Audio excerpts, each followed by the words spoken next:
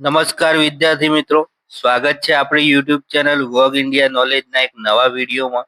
તો મિત્રો આપણે લઈ આવ્યા છે બ્રેકિંગ ન્યૂઝ. જીએસએસએસબી દ્વારા નવી ભરતી 2025ની હાલમાં જ જાહેરાત થઈ છે મિત્રો. તો જોઈએ શું છે આ ભરતી. ગુજરાત ગૌણ સેવા દ્વારા નવી ભરતીની જાહેરાત થઈ ગઈ છે મિત્રો. આસિસ્ટન્ટ મેનેજર વર્ગ 3ની મિત્રો. તો આપણે જોઈશું કુલ જગ્યાઓ શું છે આ વિડીયોમાં, લાયકાત એની શું છે, પગાર ધોરણ શું રહેવાનો છે, ઉંમર વય મર્યાદા કેટલી છે. તો જે પણ મિત્રો આપણી યુટ્યુબ ચેનલ પર નવા છે એ ફટાફટ સબસ્ક્રાઇબ કરી દે અને લાઈક કરી દે વિડીયોને. તો વિદ્યાર્થી મિત્રો, આજે આપણે વાત કરવાના છીએ ગુજરાત ગૌણ સેવા પસંદગી મંડળ જીએસએસબી ની એક નવી ભરતી વિશે. તો નવી ભરતી મિત્રો જાહેર થઈ ગઈ છે. જાહેર ક્રમાંક 306/2025-26. તમે જોઈ શકો છો ગુજરાત ગૌણ સેવા પસંદગી મંડળ તરફથી નવી ભરતીની જાહેરાત થઈ ગઈ છે. તો જોઈએ આપણે શું છે કઈ નવી ભરતી. મિત્રો ભરતી છે આસિસ્ટન્ટ મેનેજર વર્ગ 3ની ભરતી છે.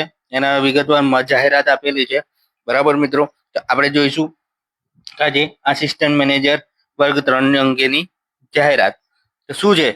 હા, તો મિત્રો તમે જોઈ શકો છો અહીંયા ગુજરાત ગૌણ સેવા પસંદગી મંડળ દ્વારા માર્ગ અને મકાન વિભાગના હસ્તકના આસિસ્ટન્ટ મેનેજર વર્ગ 3ની કુલ 100 જગ્યાઓ મિત્રો. કેટલી જગ્યાઓ છે મિત્રો? 100 જગ્યાઓ ઉપર ભરતી કરવામાં આવે છે. બરાબર. સીધી ભરતી કરવાની પ્રક્રિયામાં પસંદગી યાદી તૈયાર કરવા માટે ઉમેદવાર પાસેથી ઓજે વેબસાઇટ તરફથી ઓનલાઈન અરજીપત્રક મંગાવવામાં આવે છે. તો ઉમેદવારોને ઓજસ વેબસાઇટ પરથી 28/5/2025 થી 27/6/2025 રાત્રિના 12 વાગ્યા સુધી ઓનલાઈન અરજી કરવાની રહેશે મિત્રો. તો ઓનલાઈન અરજી કરવાની વિગતવાર માહિતી આપણે જોઈએ. બરાબર. તો મિત્રો જોઈએ તો ઓનલાઈન અરજી કરતી વખતે ઉમેદવારો પોતાની શૈક્ષણિક લાયકાત, વય, જાતિ તેમજ અન્ય લાયકાત બધા અસલ પ્રમાણ પોતાની પાસે જ રાખવાના રહેશે મિત્રો. બીજું આપણે આગળ વાત જોઈએ કે કેટલી જગ્યાઓ છે કેટેગરી વાઇઝ. આપણે જોઈશું જગ્યા. બરાબર. જગ્યાની વિગતો આપણે જોઈએ તો મિત્રો નામ આસિસ્ટન્ટ મેનેજર વર્ગ 3. બરાબર મિત્રો. ખાતાની વાત કરીએ તો ખાતું છે આપણું માર્ગ અને મકાન વિભાગ. કુલ જગ્યાઓની વાત કરીએ તો કુલ જગ્યા 100 છે. બરાબર. બિન અનામતની કુલ ટોટલ જગ્યાઓ સામાન્યની મિત્રો 41 જગ્યા છે. આર્થિક રીતે નબળા વર્ગના હોય એ લોકો માટે 10 જગ્યા છે. અનુસૂચિત જાતિ માટે 7 છે. અનુસૂચિત જનજાતિ માટે 15 છે. અને શારીરિક શૈક્ષણિક પછાત વર્ગના એટલે ઓબીસી કેટેગરી માટે 27 જગ્યાઓ છે મિત્રો. આમાં મહિલાઓની અલગ જ જગ્યા આપી દીધેલી છે. તો મહિલાઓ બિન અનામત સામાન્ય માટે 13 જગ્યાઓ છે મિત્રો. આર્થિક રીતે નબળા વર્ગના લોકો માટે 3 છે. અનુસૂચિત જાતિ માટે 2, અનુસૂચિત જનજાતિ માટે 4, શૈક્ષણિક એટલે કે મહિલા ઓબીસી માટે 8 જગ્યાઓ છે. અને જે દિવ્યાંગ છે એ લોકો માટે 4 અને માજી સૈનિક માટે ટોટલ 10 જગ્યાઓ છે. એમ ટોટલ 100 જગ્યાઓ પર ભરતી કરવામાં આવશે મિત્રો. પગાર ધોરણ શું રહેવાનો છે આપણે વાત કરી તેમ આગળ કે આપણે ભરતી વિશે પગાર ધોરણ, બરાબર, લાયકાત બધું જ આપણે જોવાના છીએ. તો પગાર ધોરણની વાત કરીએ આપણે તો પગાર ધોરણ રહેવાનો છે મિત્રો. તમે અહીંયા જોઈ શકો છો કે 7મા પગાર પંચના 19,900 થી 63,200 લેવલ 2. બરાબર મિત્રો. તો પગાર રહેવાનો છે સ્ટાર્ટિંગ તમારો 19,900 થી 63,200 નો પગાર રહેવાનો છે. પણ પ્રથમ 5 વર્ષ માટે 26,000 પગાર રહેશે મિત્રો. આ મિત્રો આપણે વાત કરી પગાર ધોરણની. હવે આપણે આગળ વાત કરીએ મિત્રો કે આનું જે છૂટછાટ આપવામાં જે આવે છે એ શું છે.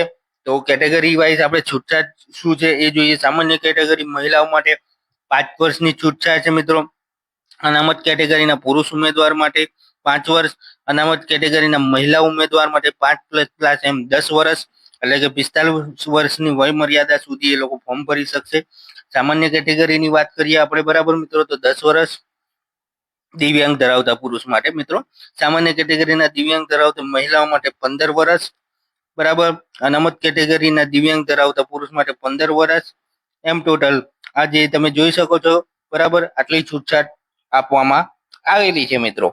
તો આપણે બીજી આગળ માહિતી જોઈશું મિત્રો કે આનું જે સિલેબસ છે એ શું રહેવાનું છે, શૈક્ષણિક લાયકાત શું રહેવાની છે, બરાબર. તો શૈક્ષણિક લાયકાત વય ઉન્નત સમાજમાં ના થતો હોય, નોન ક્રિમિનલ સર્ટિફિકેટ, બરાબર. શૈક્ષણિક લાયકાત વિશે આપણે જોઈએ મિત્રો, તો આની વાત કરવાની હતા આપણે કે શૈક્ષણિક લાયકાતનું શું છે, બરાબર. તો જે પણ મિત્રો શૈક્ષણિક લાયકાતની વાત કરું છું તમને કે રમત ગમતમાં તમે તમારી જોડે હોય પરિપત્ર તો એ પણ મૂકી શકો છો. તમે કોમ્પ્યુટરની જાણકારી હોય એ પણ સર્ટિફિકેટ મૂકવાનું છે મિત્રો, બરાબર. શૈક્ષણિક લાયકાત વય મર્યાદા ઉન્નત વર્ગોમાં સમાવેશ ન થતું હોય અંગેનું પ્રમાણપત્ર એટલે કે નોન ક્રિમિનલનું સર્ટિફિકેટ, બરાબર. જાતિનું અથવા તો નબળા વર્ગનું પ્રમાણપત્ર, બરાબર. હવે આપણે આગળ માહિતી જોઈશું કે મિત્રો પરીક્ષાની ફી શું રહેવાની છે, બરાબર. તો આમાં પ્રથમ પરીક્ષા, બરાબર મિત્રો, આમાં 2 પરીક્ષા રહેશે, બરાબર.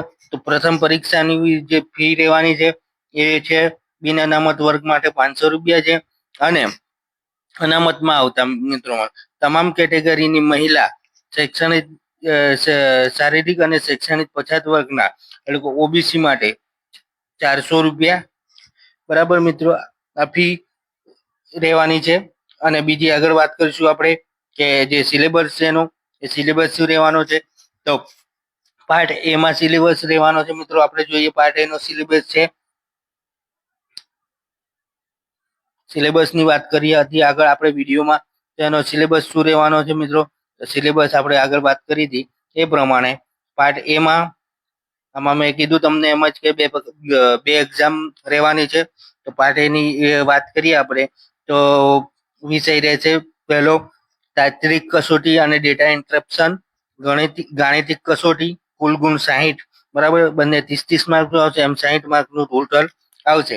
બીજું પાર્ટ બી રહેશે, બરાબર. તમારા એ જે રહેશે ભારતનું બંધારણ, વર્તમાન પ્રવાહો, ગુજરાતી, અંગ્રેજી અને કોમ્પ્રેહેન્શન, બરાબર. બીજું રહેશે સંબંધિત વિષય અને તેની ઉપયોગિતા લગતા પ્રશ્નો. એમ કુલ ટોટલ મિત્રો 150 માર્કનું પેપર રહેશે. હવે આપણે આગળ ડિટેલમાં જોઈએ તો પાર્ટ એ માં મિત્રો અહીંયા તમે જોઈ શકો છો, પાર્ટ એ માં કુલ 60 પ્રશ્નો અને પાર્ટ બી માં કુલ 150 પ્રશ્નો, એમ કુલ 210 પ્રશ્નો પૂછવામાં આવશે.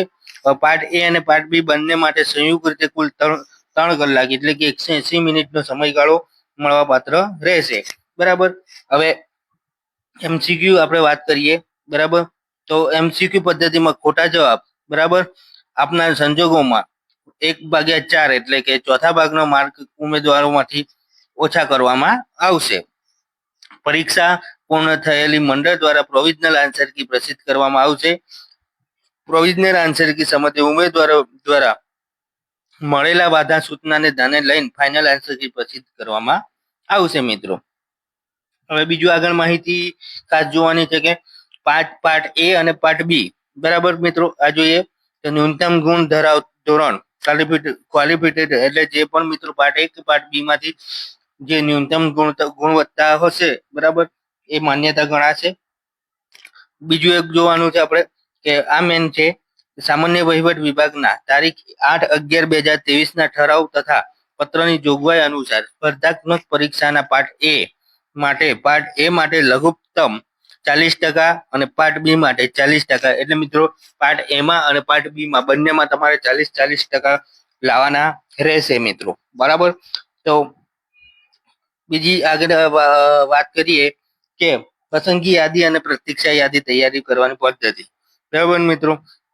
મંડળ દ્વારા પ્રોવિઝનલ પરિણામ પ્રસિદ્ધ કર્યા બાદ પરીક્ષાના પાર્ટ એ અને પાર્ટ બી ના ન્યૂનતમ ગુણ ધરાવતા જાળવીને કુલ ગુણના આધારે ભરવાની થતી કેટેગરી મુજબની જગ્યા આશરે બે ગણા ઉમેદવારોની પ્રમાણપત્ર ચકાસણી માટે બોલાવવામાં આવશે મિત્રો.